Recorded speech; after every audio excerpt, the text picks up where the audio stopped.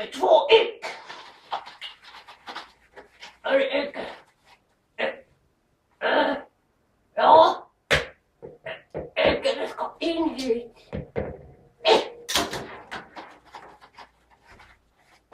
Och till nu. 2 ägg. Börja med 2 ägg.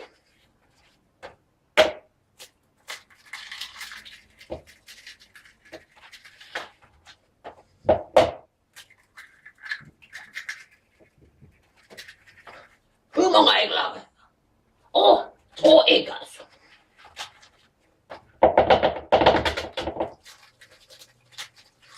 Plätt, nej! 2 ägg! Söndra ägget!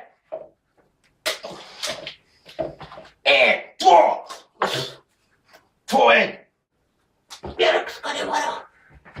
Hela. Trides. Decimut. Jag tror att det är, jag ser ingenting. 2 kanske. 3.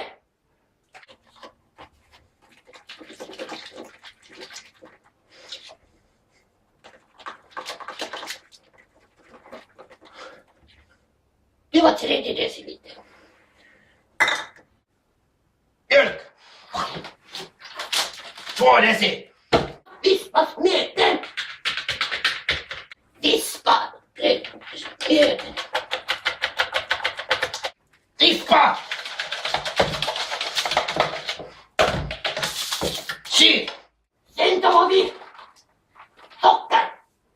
Mycket socker. Sätt nam. Lite socker. Och vi söter i det. Socker! Parsley! Lite för mycket.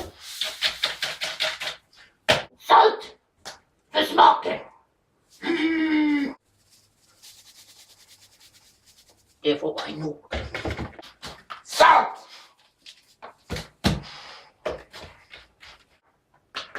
Sen behövs det mjöl. Vi häller mjöl. Laga mjöl. Lämplig mängd. Det är lämplig mängd. Mjöl! Sista delen kom. Steka smeten. Nu snart har vi plättkalas. Smeten i stekpannan. Den är passligt rik och tjock. Min mormor lärde receptet. Ta fram stekpannan! Sätt smeten i stekpannan!